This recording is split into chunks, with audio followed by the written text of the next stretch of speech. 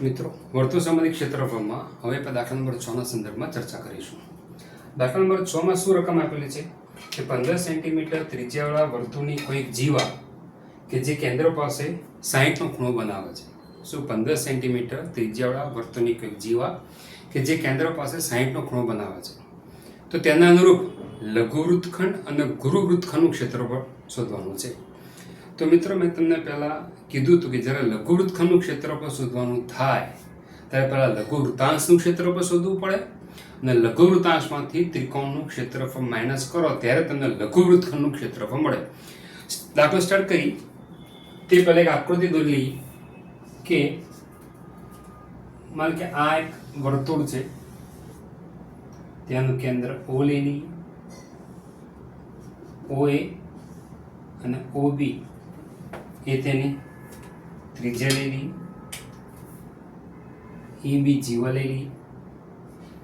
તો આ લઘુ વૃત્તખંડથી આટલો ભાગ, આ લઘુ વૃત્તખંડનું ક્ષેત્રફળ શોધવા માટે શું કરવું પડે? આપણે લઘુ વૃત્તાંશનું ક્ષેત્રફળ શોધવું પડે અને ત્યાંમાંથી ત્રિકોણનું ક્ષેત્રફળ માઇનસ કરવું પડે. સારું, તો પહેલાં અહીંયા મને જે વસ્તુ આપી દીધી છે તે વસ્તુ લખી દઈશું. અહીં આપણે ત્રિજ્યા કે જે 15 સેન્ટીમીટર આપી છે, કેન્દ્ર પાસેનો ખૂણો કે જે 60 અંશ આપેલો છે, અહીંયા શું આપી દીધું છે? વર્તુળની ત્રિજ્યા R બરાબર 15 સેન્ટીમીટર, કેન્દ્ર પાસેનો ખૂણો કે જેના પર થીટા કહીએ છીએ, થીટા બરાબર 60 અંશ. હવે એક વસ્તુ સમજો કે જ્યારે કેન્દ્ર પાસેનો ખૂણો 60 અંશનો છે તો સમજ છે ત્રિકોણ OAB માં આ તો બંને ત્રિજ્યા સરખી થવાની છે. ત્રિકોણમાં ત્રણે ત્રણ ખૂણાનો સરવાળો 180 થાય. 180 માંથી 60 માઇનસ કર્યા 120 થાય. ઓકે, ત્રિકોણમાં જો બે બાજુ સરખી હોય તો તેના સામસામેના ખૂણા એ પણ સરખા થવાના. આથી 120 ના બે સરખા ભાગ કર્યા તો બંને સરખા ભાગ કેટલા થશે? 60 ના થશે. એટલે આ બંને ખૂણા તમારા કેટલાના થવાના? 60 ના ખૂણા થવાના. આ બંને ખૂણા તમારા 60 ના થવાના. મતલબ આ ત્રિકોણમાં બધા જ ખૂણાનું માપ કેટલું થઈ ગયું? 60 નું થઈ ગયું. તો સવે આ ત્રિકોણ કેવો કહેવાય? સમકોણ. સમકોણ મતલબ જે ત્રિકોણના બધા જ ખૂણાનું માપ સરખું હોય તેને સમકોણ કહેવાય અને જે ત્રિકોણ સમકોણ ત્રિકોણ છે તેને સમબાજુ ત્રિકોણ પણ કહેવાય. તો આ ત્રિકોણમાં આ જીવાનું માપ એ પણ કેટલું થશે? 15 થશે. એટલે AB બરોબર પણ કેટલા થયા આપણી પાસે? 15. ક્લિયર? હવે દાખલા તરફ આગળ વધીએ કે ત્રિકોણનું લઘુ વૃત્તાંશનું ક્ષેત્રફળ શોધવા માટે પહેલા લઘુ વૃત્તાંશનું ક્ષેત્રફળ શોધવું પડશે કે જેમાંથી ત્રિકોણનું ક્ષેત્રફળ માઇનસ કરીશ.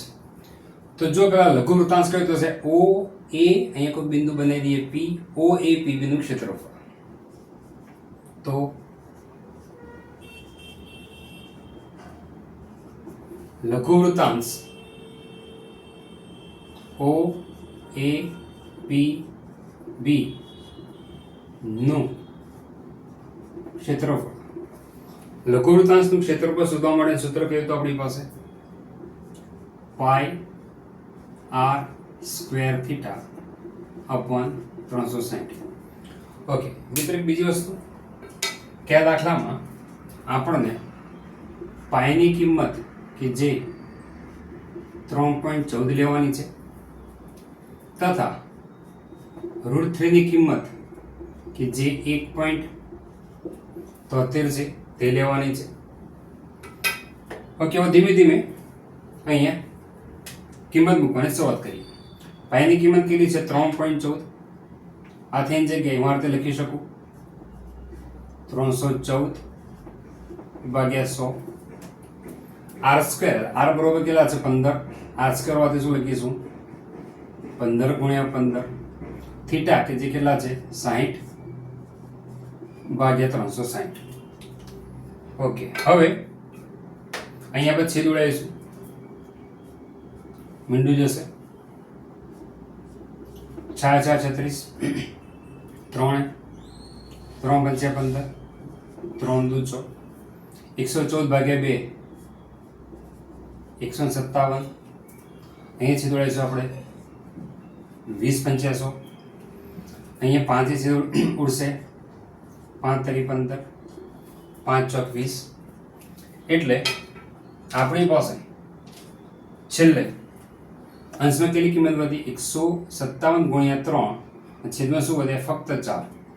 157 ગુણ્યા 3 કરી નાખો, 7 તરી 21, 2 15 1 17, 1 3 ને 4 ભાગ્યા 4, આટલું થશે.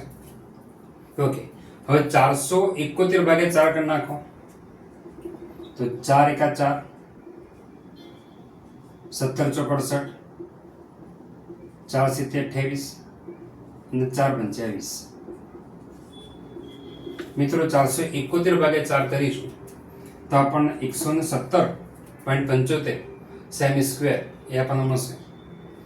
એટલે કે લઘુવૃત્તાંશનું ક્ષેત્રફળ કેટલું મળ્યું આપણને? 117.75 સેમી સ્ક્વેર થયા.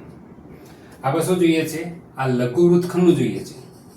તો લઘુવૃત્તખંડ શોધવા માટે શું કરવું પડશે આપણે?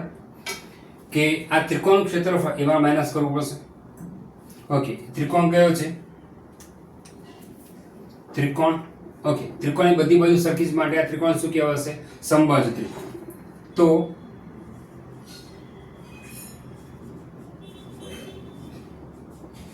સમબાજુ ત્રિકોણ OAB નું ક્ષેત્રફળ સૂત્ર કયું છે? √3/4 બાજુનો સ્ક્વેર. ઓકે, x એ શું દર્શાવે છે? બાજુ. અહીંયા આપણી પાસે બાજુમાં કેટલું છે? 15 15 15. ઓકે, તથા આપણી પાસે √3 ની કિંમત કેટલી આપી છે? 1.73. ત્યાં √3 ની કિંમત મૂકી દઈશું 1.73. x એટલે બાજુનું માપ છે, બાજુમાં કેટલું છે? 15, માટે x² હોવાથી હું શું કરીશું? 15 ગુણ્યા 15 મૂકીશ ભાગ્યા 4. ઓકે, આગળ હવે શું કરીશ? આનો ગુણી નાખીશ અને ભાગ્યા 4 કરીશ. 15 ગુણ્યા 15 એટલે 225. 173 ગુણ્યા 225 કરી નાખો. 173 ગુણ્યા 225, 6 17 દુ 34, 3 4 6 0, 15 1, 7 5 35 સુધી વધી 3 અને 8, 6 6 6 12 1, 6 4 10 ને 11 ને 19 વધી પડી 4 4 8 અને 3.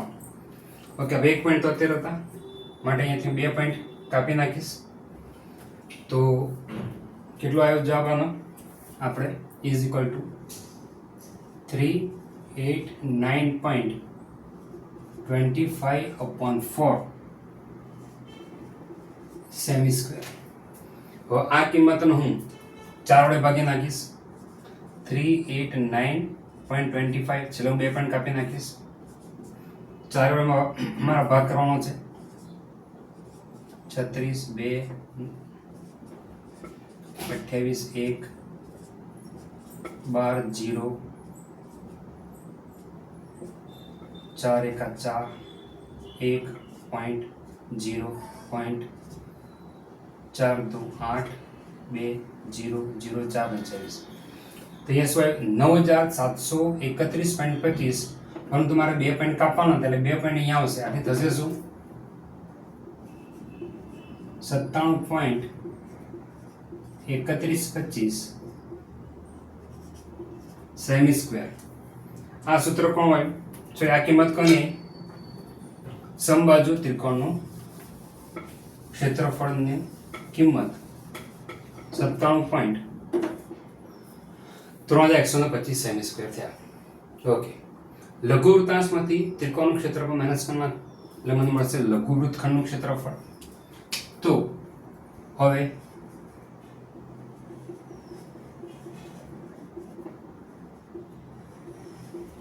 લઘુવૃત્તખંડનું ક્ષેત્રફળ ઇઝ ઇક્વલ ટુ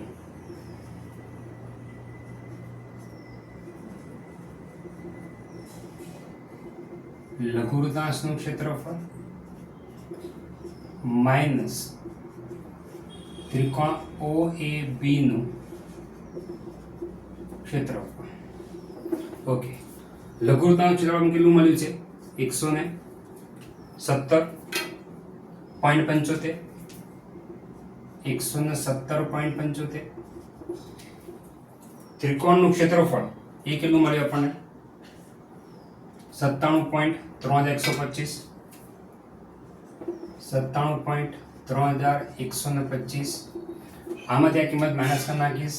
117.75 માઇનસ 97.3125. તો 5 7 3 4 0 2 એટલે કેટલા આવશે?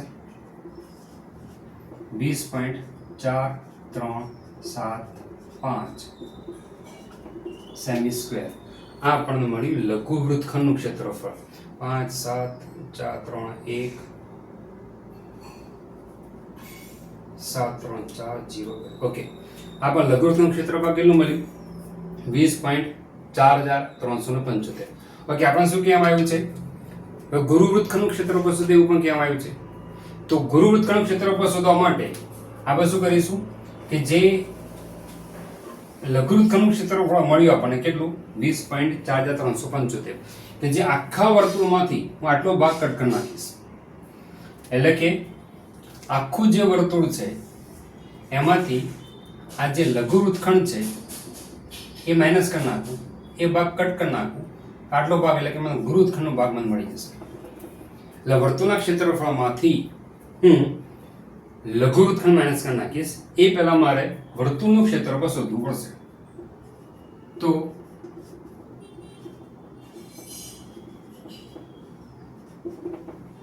ક્ષેત્રફળ શોધવા માટે સૂત્ર કયું? પાઈ આર સ્ક્વેર. ઓકે, પાઈની કિંમત આપણી પાસે કેટલી છે? 3.14. આથી આપણે શું લખીશું? 314 ભાગ્યા 100. આર બરોબર કેટલા છે? 15. લખીશું 15 ગુણ્યા 15. મિત્રો એક કામ કરીએ, પછી દોડાવવા નથી. 15 ગુણ્યા 15 225. 314 ગુણ્યા 225 કરીશું. જે જવાબ આવે તેમાંથી 2 પોઈન્ટ કાપી નાખીશું.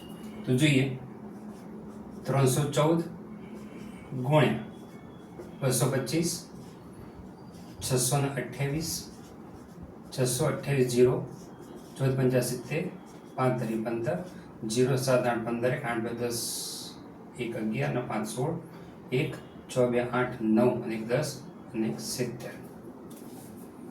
અહીંથી શું કરવું પડશે? છેલ્લેથી 2 પોઈન્ટ કાપી નાખું અને જવાબ શું આવશે?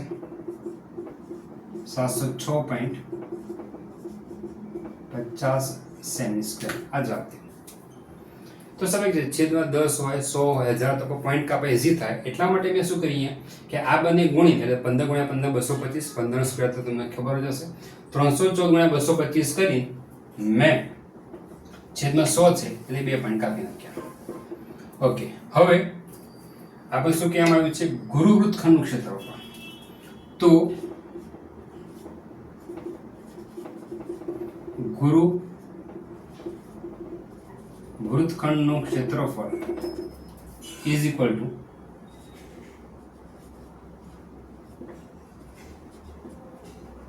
વર્તુળનું ક્ષેત્રફળ માઇનસ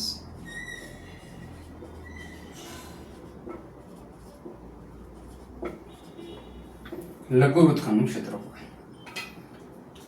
ઓકે, આપણી પાસે વર્તુળનું ક્ષેત્રફળ કેટલું આવ્યું છે? 706.50. લઘુ વૃત્તખંડ માપ કેટલું આવ્યું છે? 20.4375. આમાંથી આ કિંમત માઇનસ કરી નાખીએ તો 706.50 માઇનસ 20.4375. 10 5 5 9 7 2 9 3 6 4 4 0 6 અને 68.